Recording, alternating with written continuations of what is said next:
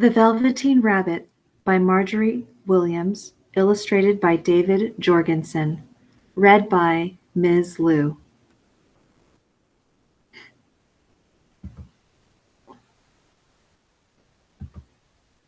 To my 3 sons, David, Matthew, and Peter, DJ.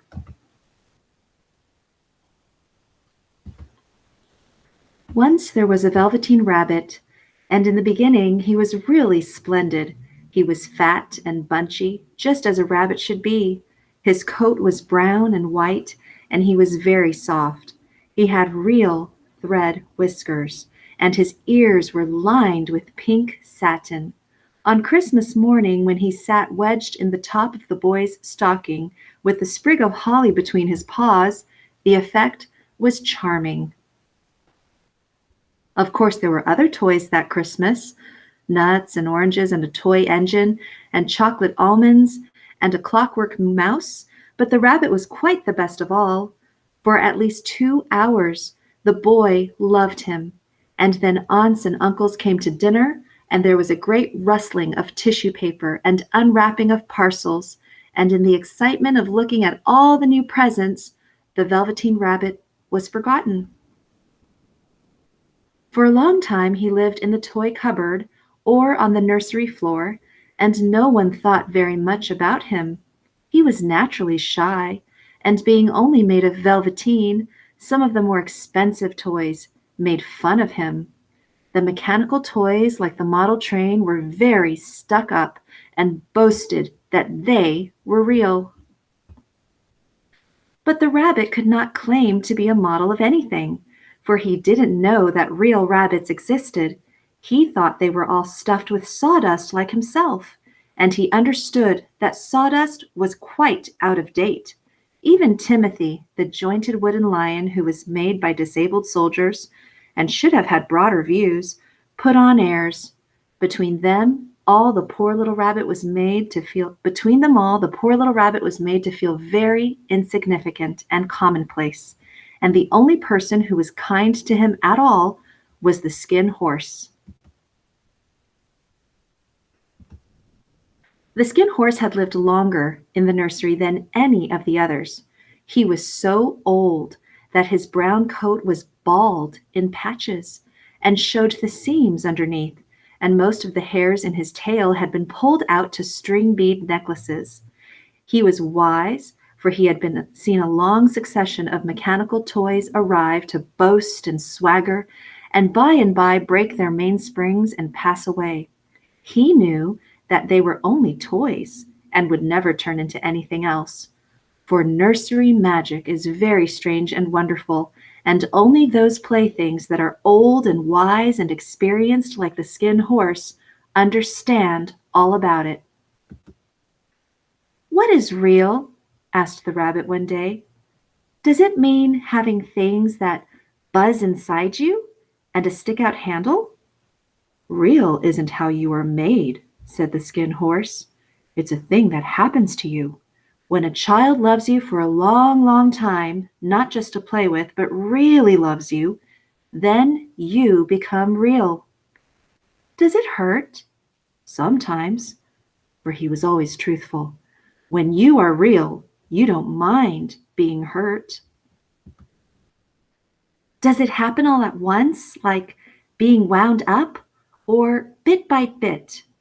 "It doesn't happen all at once. You become. It takes a long time.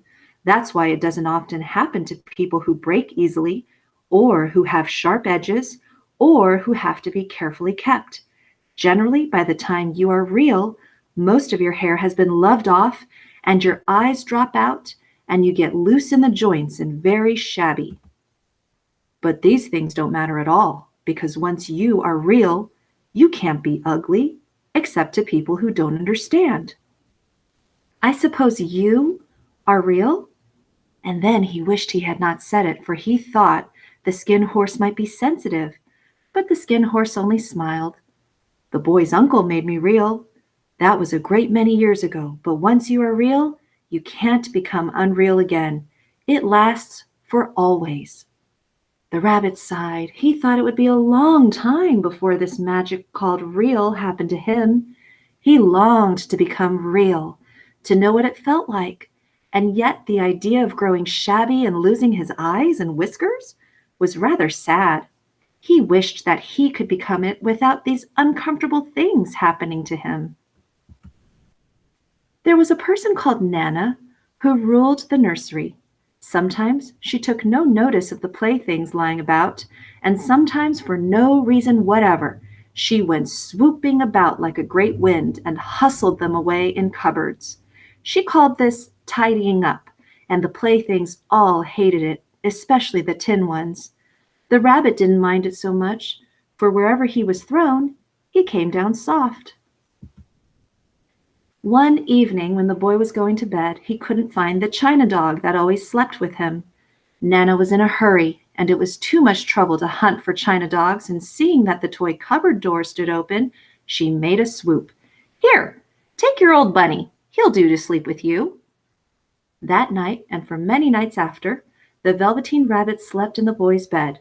At first, he found it rather uncomfortable, for the boy hugged him very tight, and sometimes he rolled over on him, and sometimes he pushed him so far under the pillow that the rabbit could scarcely breathe.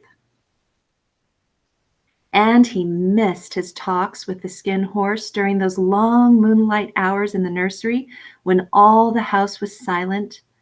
But very soon he grew to like it, for the boy used to talk to him and made nice tunnels for him under the bedclothes, and they had splendid games together in whispers.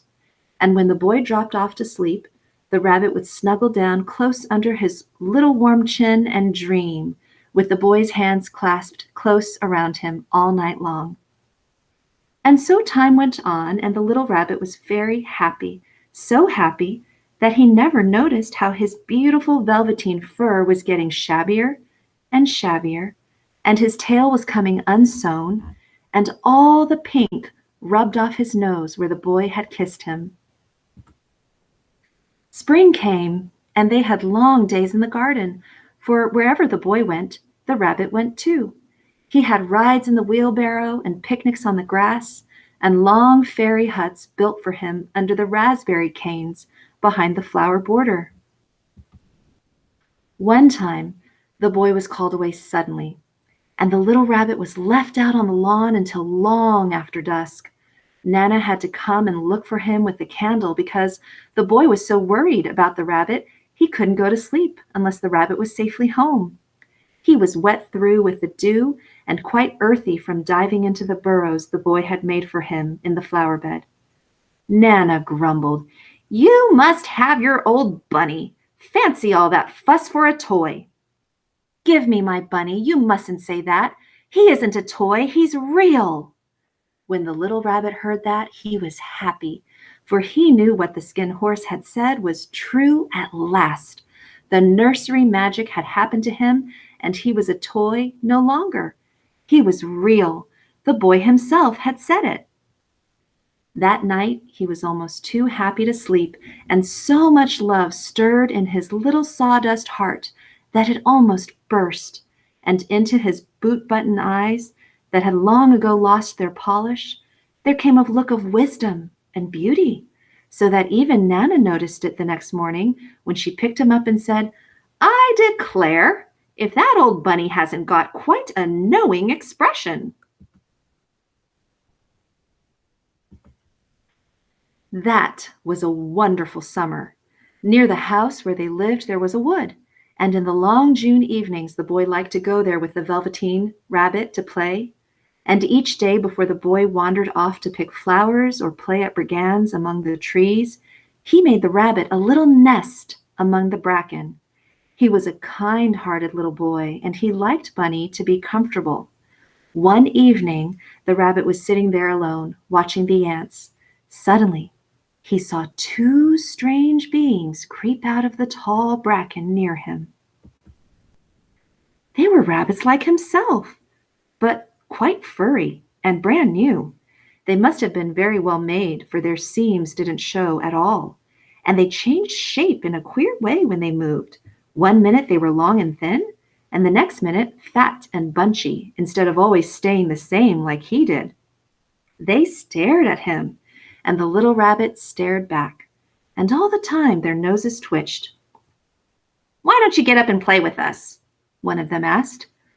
"I don't feel like it," said the rabbit, for he didn't want to explain that he had no clockwork. "I don't believe you can." "I can. I can jump higher than anything." He meant when the boy threw him, but of course he didn't want to say so. "Can you hop on your hind legs?" That was a dreadful question, for the Velveteen Rabbit had no hind legs at all.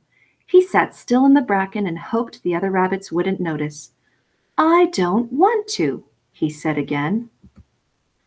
But the wild rabbits have very sharp eyes, and this one stretched out his neck and looked. "He hasn't got any hind legs!" And he began to laugh. I have got hind legs. I am sitting on them." "Then stretch them out and show me, like this." And he began to whirl around and dance. "I don't like dancing. I'd rather sit still." But all the while he was longing to dance, for a funny new tickly feeling ran through him, and he felt he would give anything in the world to be able to jump about like these rabbits did. The strange rabbit stopped dancing and came quite close. "He doesn't smell right, and he isn't a rabbit at all. He isn't real." "I am real. I am real. The boy said so." And he nearly began to cry. Just then there was a sound of footsteps, and the boy ran past near them, and with a stamp of feet and a flash of white tails, the two strange rabbits disappeared. "Come back and play with me. Oh, do come back. I know I am real." But there was no answer. The Velveteen Rabbit was all alone. Oh dear, why did they run away like that? Why couldn't they stay and talk to me? For a long time he sat very still watching the bracken and hoping that they would come back. But they never returned, and presently the sun sank lower and the little white moths fluttered out, and the boy came and carried him home. Weeks passed, and the little rabbit grew very old and shabby, but the boy loved him just as much. He loved him so hard that he loved all his whiskers off, and the pink lining to his ears turned gray. He even began to lose his shape, and he scarcely looked like a rabbit any more, except to the boy. To him, he was always beautiful, and that was all that the little rabbit cared about. He didn't mind how he looked to other people, because the nursery magic had made him real, and when you are real, shabbiness doesn't matter. And then one day, the boy was ill. His face grew very flushed, and he talked in his sleep, and his little body was so hot that it burned the little rabbit when he held him close. Strange people came and went in the nursery, and a light burned all night, and through it all, the little Velveteen Rabbit sat guard and never stirred. It was a long, weary time, for the boy was too ill to play, but he knew that the boy needed him. And while the boy lay half asleep, the little rabbit crept up close to the pillow and whispered all sorts of delightful plans for when the boy would be well again. They would go out in the garden among the flowers and butterflies and play splendid games in the raspberry thicket just the way they used to. At last, the fever turned, and the boy got better. He was able to sit up in bed and look at picture books, while the little rabbit cuddled close at his side. And one day, they let him get up and dress. They had carried the boy out onto the balcony, wrapped in a shawl. The little rabbit sat tangled up among the bedclothes, listening. The boy was going to the seaside tomorrow. Everything was arranged, and now it only remained to carry out the doctor's orders. The room was to be disinfected, and all the books and toys that the boy had played with in the bed must be burnt. "Hooray!" thought the little rabbit. "Tomorrow we shall go to the seashore." Just then, Nana caught sight of him. "How about this, old bunny?" "That?" said the doctor. "Why, it's a mass of scarlet fever germs. Burn it at once." "What? Nonsense. Get him a new one. He mustn't have that any more." And so the little rabbit was put into a sack with the old picture books and a lot of rubbish and carried out to the end of the garden behind the fowl house. That was a fine place to make a bonfire, only the gardener was too busy just then to attend to it. He had the potatoes to dig and the green peas to gather, but next morning he promised to come quite early and burn the whole lot. That night, the boy slept in a different bedroom, and he had a new bunny to sleep with him. It was a splendid bunny, all white plush with real glass eyes, but the boy was too excited to care very much about it, for tomorrow he was going to the seashore, and that in itself was such a wonderful thing that he could think of nothing else. And while the boy was asleep, the little rabbit lay among the old picture books in the corner behind the fowl house, and he felt very lonely. He was shivering a little, for he had always been used to sleeping in a nice warm bed, and by this time his coat had worn so thin and threadbare from hugging that it was no longer any protection to him. Nearby he could see the thicket of raspberry canes in whose shadow he had played with the boy on bygone mornings.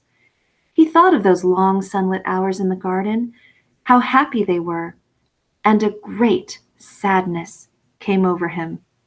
He seemed to see them all pass before him, each more beautiful than the other, the flower bed, the quiet evenings in the wood when he lay in the bracken and the little ants ran over his paws, the wonderful day when he first knew that he was real. And he thought of the skin horse, so wise and gentle, and all that he had told him, and a tear, a real tear, trickled down his little shabby velvet nose and fell to the ground. And then a wonderful thing happened, for where the tear had fallen grew a mysterious flower not at all like any other that grew in the garden. It was so beautiful that the little rabbit forgot to cry and just sat there watching it. Then suddenly the blossom opened and out stepped the loveliest fairy in the whole world. She came close to the little rabbit and gathered him up in her arms and kissed him on his velveteen nose that was all damp from crying. "Little rabbit, don't you know who I am?" The rabbit looked up at her, and it seemed to him that he had seen her face before, but he couldn't think where. "I am the nursery magic fairy. I take care of all the playthings that the children have loved. When they are old and worn out and the children don't need them anymore, then I come and take them away with me and turn them into real. Wasn't I real before? You were real to the boy because he loved you. Now you shall be real to everyone." And she held the little rabbit close in her arms and flew with him into the wood.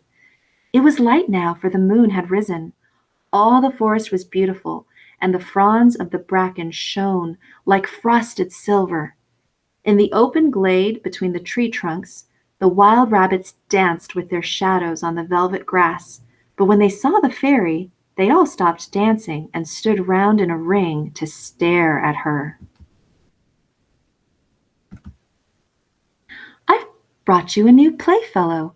You must be very kind to him and teach him all he needs to know in Rabbitland, for he is going to live with you forever and ever." And she kissed the little rabbit again. "Run and play, little rabbit." But the little rabbit sat quite still for a moment and never moved, for when he saw all the wild rabbits dancing around him, he remembered about his hind legs, and he didn't want them to see that he was made all in one piece. He did not know that when the fairy kissed him that last time, she had changed him altogether, and he might have sat there a long time, too shy to move, if just then something hadn't tickled his nose, and before he thought what he was doing, he lifted his hind toe to scratch it.